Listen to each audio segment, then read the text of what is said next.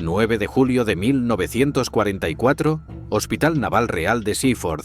Un capitán de 48 años yace moribundo en una cama de hospital con el rostro tan demacrado que los oficiales que habían servido con él durante años apenas reconocen al hombre esquelético que tienen delante.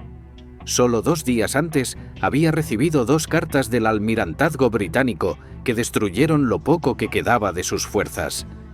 La primera confirmaba que su hijo Timothy estaba oficialmente muerto, perdido cuando el submarino HMS Dorado desapareció en algún lugar del Atlántico sin dejar supervivientes ni rastro.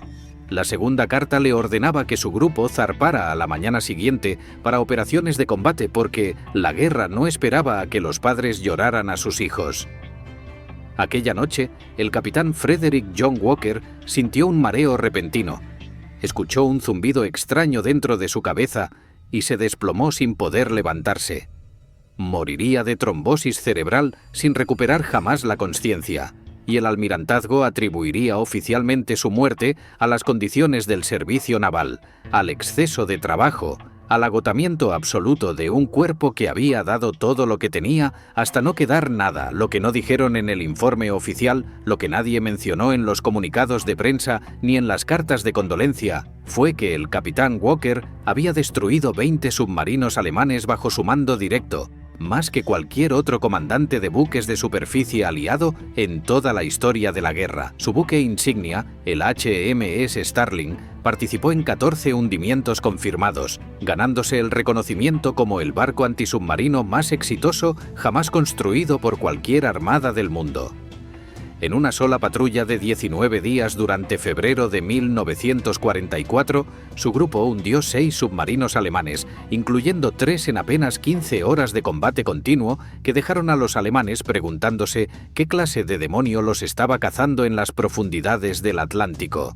El hombre que más que ningún otro ganó la batalla del Atlántico se condujo a sí mismo hasta la muerte haciéndolo. Y la pregunta que nadie hace es: ¿cómo un capitán británico en un solo barco, usando tácticas que la Royal Navy inicialmente descartó como temerarias e imprudentes, consiguió romper la columna vertebral de la flota de submarinos alemana cuando cientos de otros comandantes no lograron hundir ni un solo enemigo durante toda la guerra? Para marzo de 1943, Gran Bretaña estaba perdiendo la batalla del Atlántico de manera catastrófica.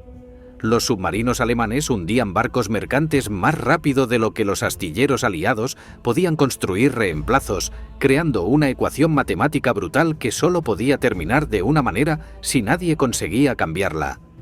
Solo en los primeros 20 días de marzo, los submarinos alemanes destruyeron 97 buques aliados que sumaban más de 500.000 de toneladas de carga vital para el esfuerzo de guerra. Las matemáticas eran despiadadas porque Gran Bretaña necesitaba importar 1.000.000 de toneladas de suministros cada semana simplemente para sobrevivir, y los submarinos estaban destruyendo esa cantidad cada 3 semanas, lo que significaba que la isla se estaba desangrando lentamente hacia la derrota sin que nadie pudiera detener la hemorragia. Winston Churchill admitiría años después que la amenaza de los submarinos fue lo único que realmente le aterrorizó durante toda la guerra, porque si los convoyes del Atlántico fracasaban, Gran Bretaña moriría de hambre en cuestión de meses. La Unión Soviética colapsaría sin los suministros americanos que llegaban por el norte. La operación Overlord, el desembarco de Normandía que liberaría a Europa, se volvería imposible sin la acumulación masiva de hombres y material en suelo británico que solo podía llegar por mar. Todo dependía de mantener abiertas las rutas del Atlántico, y en la primavera de 1943 esas rutas estaban siendo estranguladas sistemáticamente por lobos de acero que cazaban en manadas bajo las olas. El problema fundamental no era encontrar los submarinos, porque para 1943 los escoltas de convoy llevaban ASDIC, el sistema de sonar británico que podía detectar submarinos sumergidos a distancias de hasta 2.700 metros en condiciones favorables. Los barcos tenían radar que podía localizar un submarino en superficie a casi 5 kilómetros de distancia. Llevaban cargas de profundidad, cilindros explosivos que detonaban a profundidades preestablecidas y podían destruir un submarino si explotaban lo suficientemente cerca de su casco. El problema era que tener todas estas herramientas no servía de nada si no podías usarlas efectivamente para matar al enemigo una vez que lo habías encontrado. El ASDIC solo funcionaba correctamente si el barco se movía lentamente, a no más de 15 nudos, porque a velocidades superiores el ruido de las propias hélices ahogaba cualquier eco del submarino. Además, el ASDIC buscaba hacia adelante mientras que las cargas de profundidad se lanzaban por la popa, lo que creaba un punto ciego de aproximadamente 270 metros donde el escolta perdía contacto con el submarino justo cuando llegaba a la posición de ataque. Los comandantes de submarinos alemanes más hábiles explotaban esta brecha sistemáticamente, ejecutando giros evasivos radicales en el momento exacto en que el contacto se perdía, desapareciendo hacia las profundidades mientras las cargas de profundidad explotaban inútilmente a cientos de metros de distancia. Las estadísticas contaban la historia brutal de esta realidad táctica, porque los ataques estándar con cargas de profundidad conseguían aproximadamente un 6% de efectividad, lo que significaba que de cada 100 ataques, solo 6 resultaban en la destrucción del submarino enemigo. La mayoría de los escoltas pasaron toda la guerra sin hundir ni un solo submarino, a pesar de años de servicio y docenas de contactos. Incluso los barcos más exitosos típicamente conseguían solo entre 1 y 3 hundimientos durante 5 años de combate continuo, números que no cambiaban la ecuación matemática que estaba matando a Gran Bretaña. Los submarinos alemanes tipo 7 podían sumergirse más profundo que los ajustes iniciales de las cargas de profundidad británicas, escapando hacia abismos donde las explosiones no podían alcanzarlos. A lo largo de toda la guerra, explotaron la profundidad, la resistencia de sus baterías y la capacidad de maniobrar en 3 dimensiones mientras los barcos de superficie solo podían perseguirlos en 2, incapaces de seguirlos hacia las profundidades donde los submarinos encontraban refugio. El almirante Karl Dönitz, comandante de la flota de submarinos alemana, entendía las matemáticas perfectamente bien y había construido toda su estrategia alrededor de ellas. Si cada submarino hundía más tonelaje del que costaba a Alemania construirlo antes de ser destruido, Alemania ganaría la guerra de desgaste sin importar cuántos barcos perdiera en el proceso. Para principios de 1943, Dönitz estaba ganando ese cálculo de manera aplastante. La Royal Navy intentó todo lo que se le ocurrió para cambiar la situación. Los destructores escoltaban convoyes, pero los destructores eran demasiado rápidos y el ruido de sus hélices ahogaba el ASDIC, haciéndolos casi inútiles para la caza antisubmarina. Las corbetas eran lo suficientemente lentas para usar el sonar efectivamente, pero carecían de autonomía y capacidad para operar en el mal tiempo del Atlántico Norte, donde las tormentas podían durar semanas. Los portaaviones de escolta proporcionaban cobertura aérea que mantenía a los submarinos sumergidos, pero eran escasos y vulnerables a los ataques. Nada resolvía el problema central que plagaba a toda la flota de escoltas, que una vez que detectabas un submarino, no había forma fiable de matarlo antes de que escapara hacia las profundidades. Las pérdidas británicas de convoyes durante los primeros 3 años de guerra contaban una historia sombría de derrota continua. Desde septiembre de 1939 hasta diciembre de 1941, 1.564 barcos mercantes fueron hundidos llevándose su carga vital al fondo del mar.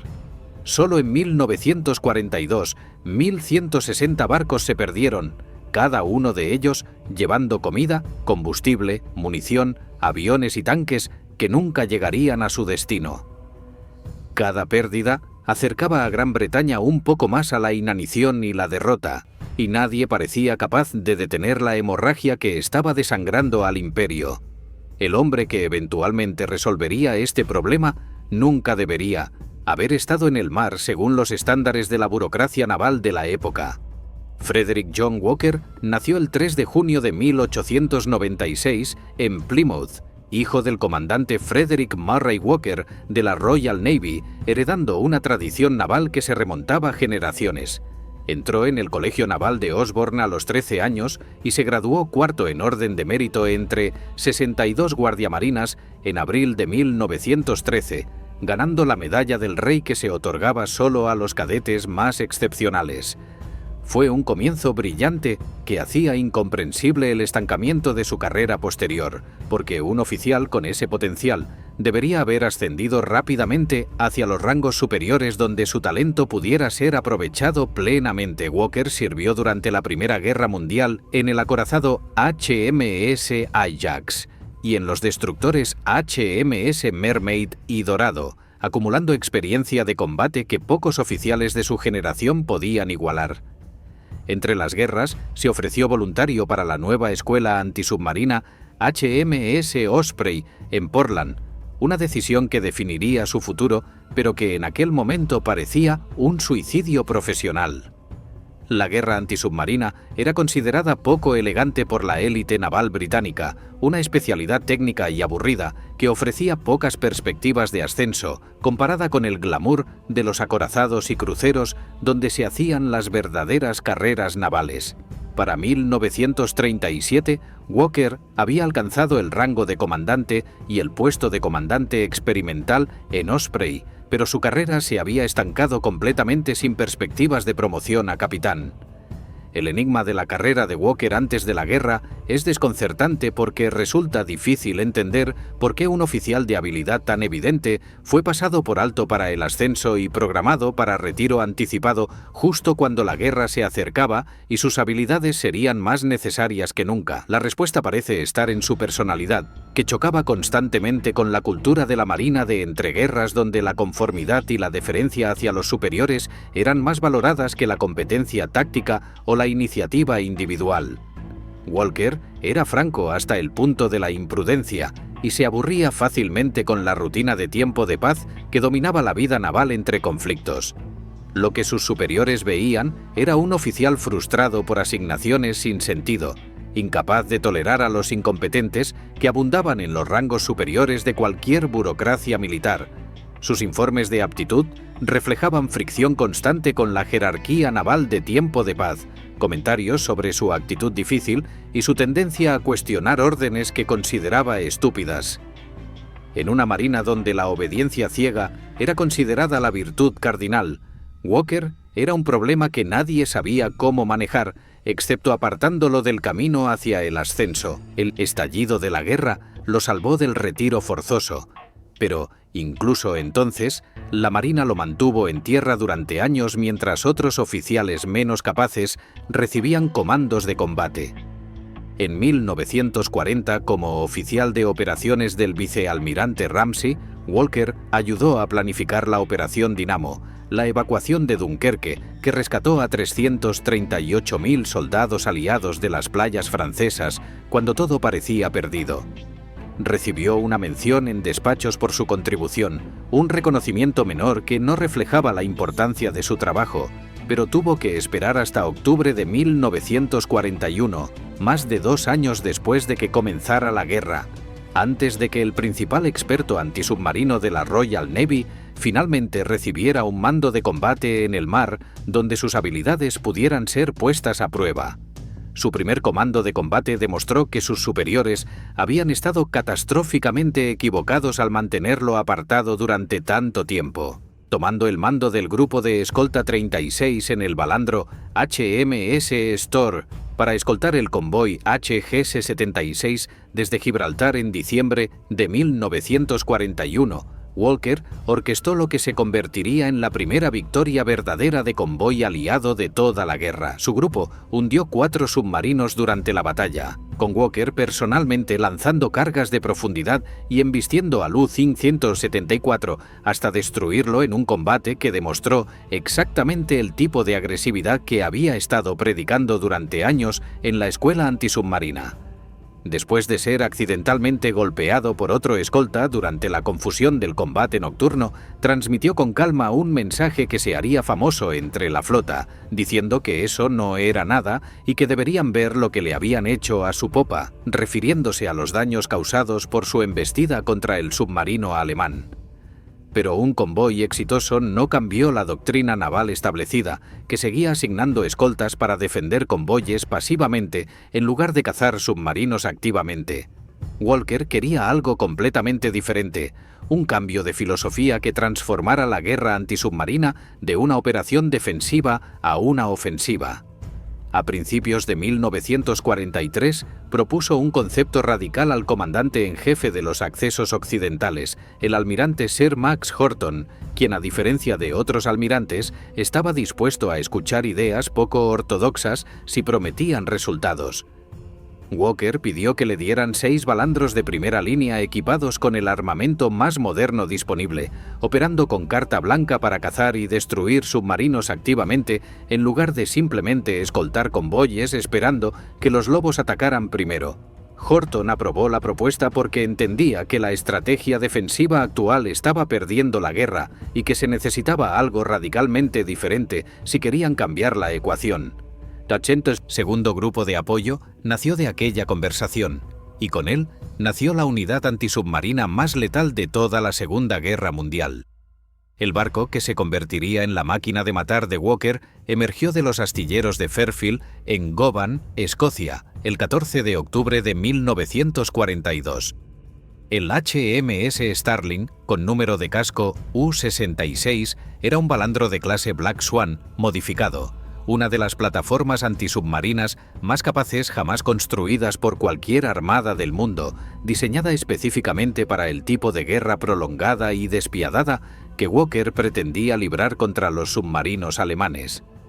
El desplazamiento del Starling contaba la historia de un diseño deliberadamente optimizado para la caza antisubmarina.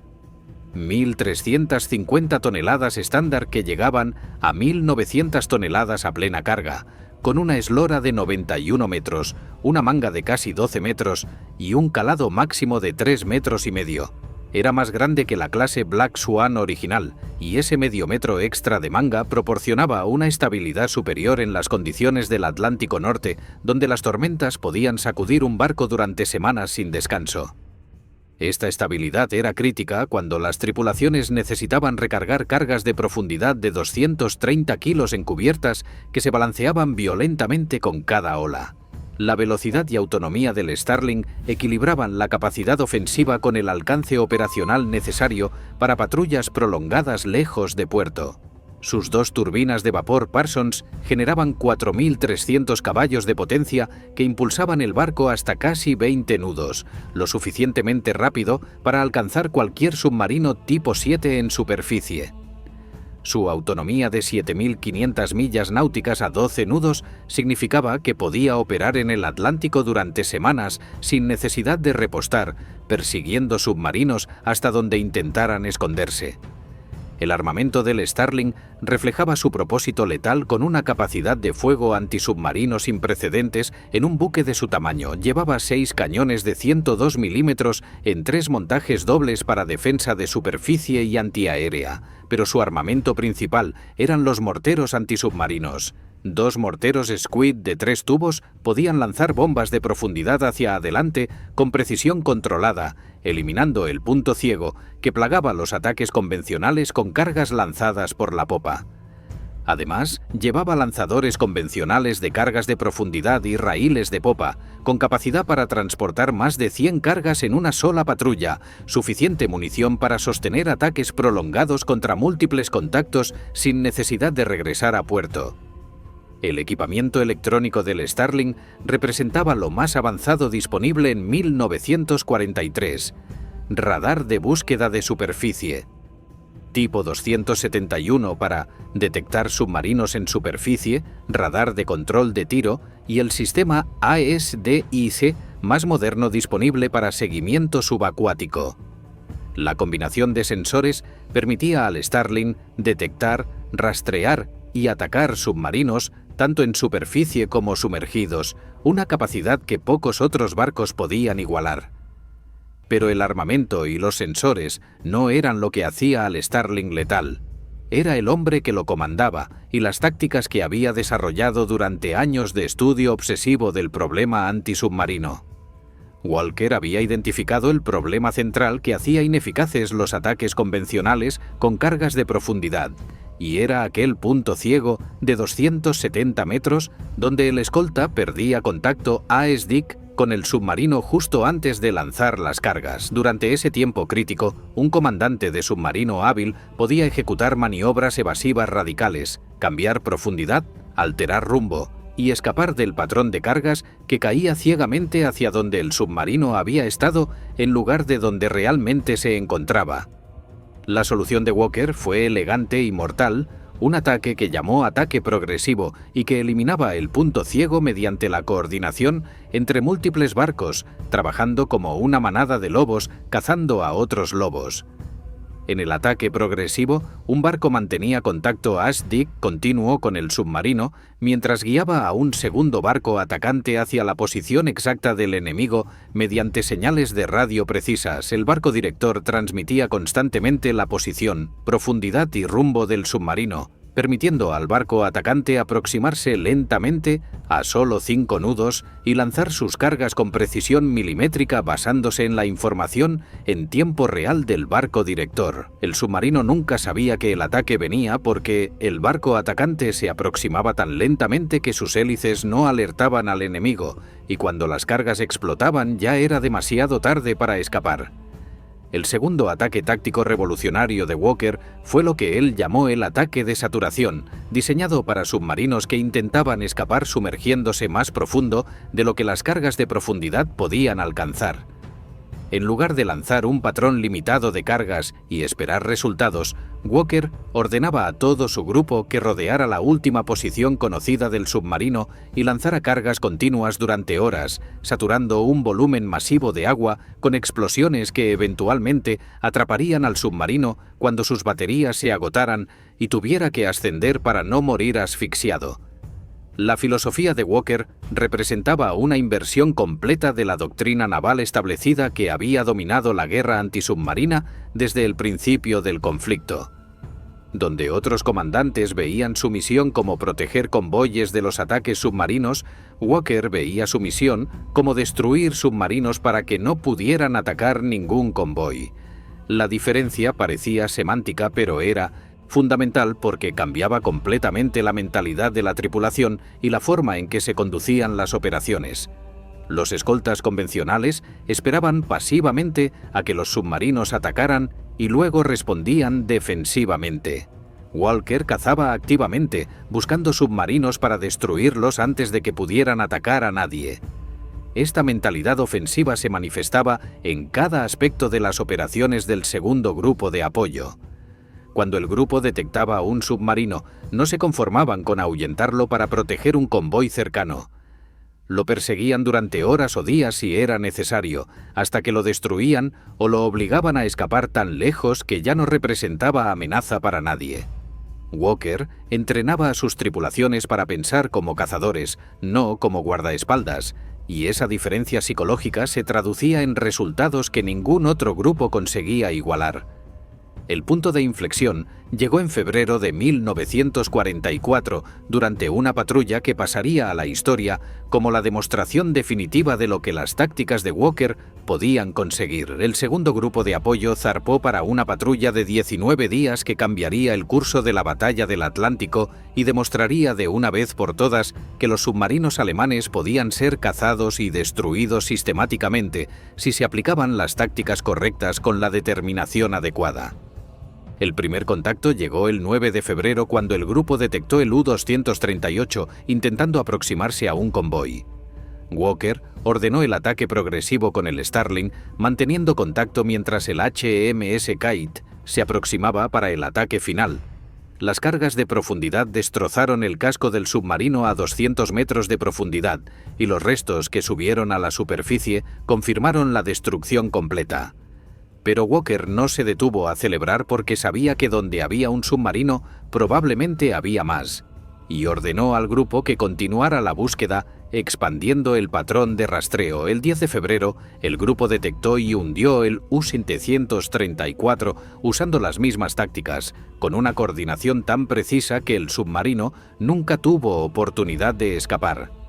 El 12 de febrero cayó el U-762 y el 17 de febrero el U-424 fue destruido en otro ataque progresivo perfectamente ejecutado. Cada hundimiento proporcionaba experiencia adicional a las tripulaciones, afinando la coordinación entre barcos hasta que el grupo operaba como un organismo único, con múltiples partes, trabajando en perfecta armonía.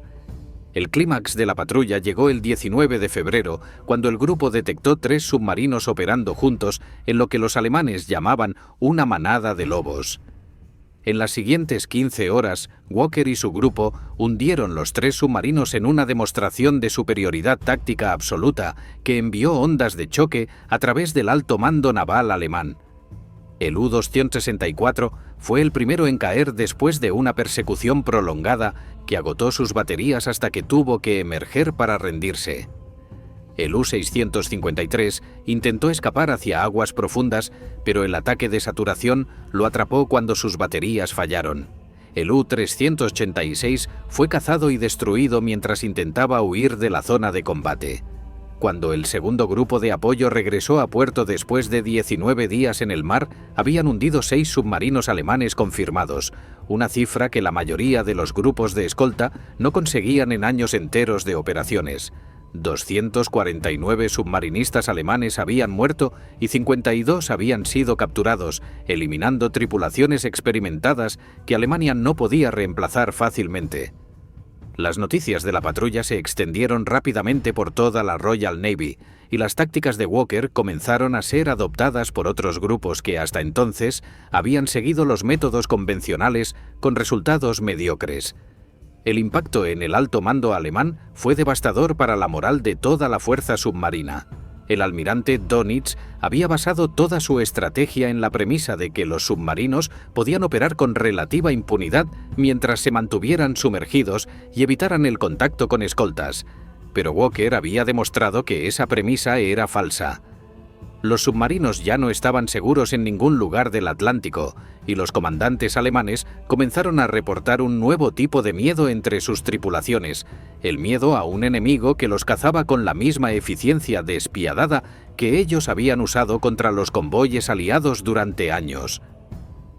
Las respuestas tácticas alemanas a los éxitos del segundo grupo de apoyo demostraban la desesperación creciente del alto mando submarino. Intentaron los tránsitos en grupo con submarinos cruzando el Golfo de Vizcaya juntos y armados con cañones antiaéreos reforzados para defenderse de los aviones, pero esta táctica fracasó catastróficamente el 30 de julio de 1943, cuando Walker atrapó a 3 submarinos juntos y los destruyó a todos en una batalla de superficie que demostró que los submarinos eran igual de vulnerables en grupo que solos. Introdujeron el snorkel, un tubo que permitía a los submarinos operar sus motores diésel mientras permanecían sumergidos a profundidad de periscopio, extendiendo su autonomía subacuática. Practicaron inmersiones extremadamente profundas, empujando sus cascos hasta 230 metros, muy por debajo de los límites de seguridad establecidos, arriesgando implosiones catastróficas para escapar de las cargas de profundidad. Desplegaron señuelos llamados Bold, dispositivos químicos que liberaban nubes de burbujas para confundir el ASDIC y crear contactos falsos que distrajeran a los atacantes. Ninguna de estas contramedidas funcionó contra Walker porque él adaptaba sus tácticas constantemente, estudiando cada nuevo truco alemán y desarrollando respuestas antes de que pudieran ser empleados efectivamente. Cuando los alemanes usaron señuelos, Walker enseñó a sus operadores de ASDIC a distinguir las características acústicas diferentes entre un señuelo y un submarino real. Cuando intentaron inmersiones profundas, aumentó la duración de los ataques de saturación, sabiendo que eventualmente las baterías se agotarían. Cuando usaron snorkel, coordinó con la aviación de patrulla marítima para detectar los tubos que sobresalían del agua. Los testimonios de supervivientes alemanes capturados proporcionaban la perspectiva del enemigo sobre lo que significaba ser cazado por Walker. Los informes de interrogatorio describían el terror de escuchar las hélices de múltiples barcos circulando arriba durante horas mientras las cargas de profundidad explotaban cada vez más cerca. Describían el agotamiento de tripulaciones que no podían descansar porque el menor sonido podía revelar su posición. Describían la desesperación de comandantes que sabían que sus baterías se agotaban mientras el enemigo arriba tenía combustible y munición, ilimitados para continuar la caza indefinidamente. Las últimas operaciones de Walker llegaron durante el desembarco de Normandía en junio de 1944. Durante 2 semanas, su grupo protegió la flota de invasión de los ataques submarinos y ni un solo submarino penetró su pantalla defensiva para atacar los transportes vulnerables que llevaban tropas y suministros a las playas. Pero el coste físico fue devastador para un hombre que llevaba años empujando su cuerpo más allá de todo límite razonable. Los oficiales notaron que vacilaba buscando palabras para señales y órdenes que antes fluían automáticamente. Su rostro parecía esquelético, su cuerpo demacrado. Para sus compañeros de tripulación, alarmados por el cambio, parecía un hombre mucho mayor de sus 47 años, consumido por dentro por una guerra que había librado con intensidad que ningún cuerpo humano podía sostener indefinidamente. El 7 de julio de 1944, Walker recibió aquellas 2 cartas del almirantazgo que destruyeron lo que quedaba de su resistencia. La confirmación oficial de la muerte de su hijo Timothy, desaparecido casi un año antes, llegó junto con órdenes de zarpar inmediatamente para nuevas operaciones de combate. Aquella noche se sintió mareado, escuchó aquel zumbido extraño en su cabeza y colapsó.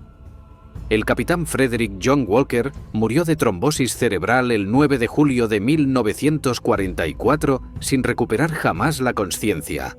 Tenía 48 años. Su funeral en la Catedral de Liverpool atrajo aproximadamente 1000 personas de luto. Como su grupo ya había zarpado para operaciones de combate siguiendo las órdenes que él nunca pudo cumplir, la mayoría del personal naval en la procesión era de la Marina Real Canadiense. Su ataúd fue embarcado en el HMS Dorado para ser enterrado en el mar, en la bahía de Liverpool, las aguas que había luchado por mantener abiertas cuando todo parecía perdido. El almirante Sir Max Horton capturó la contribución de Walker en su discurso fúnebre, diciendo que en los días, cuando las aguas casi nos habían abrumado, nuestro hermano se dedicó a conquistar la malicia del enemigo, y que en nuestra hora de necesidad fue un protector valiente de aquellos que navegan los mares en nuestro nombre, expandiendo su corazón y mente al máximo hasta agotar su cuerpo hasta la muerte. El recuento final de su legado habla por sí mismo. Los comandos del capitán Walker destruyeron 20 submarinos alemanes entre diciembre de 1941 y julio de 1944. El HMS Starling participó en 14 hundimientos confirmados, ganando reconocimiento como el barco antisubmarino más exitoso de la historia. El segundo grupo de apoyo alcanzó un total de 22 o 23 submarinos, la unidad antisubmarina más exitosa de toda la guerra. El almirantazgo concluyó oficialmente que el capitán Walker, más que ningún otro, ganó la batalla del Atlántico.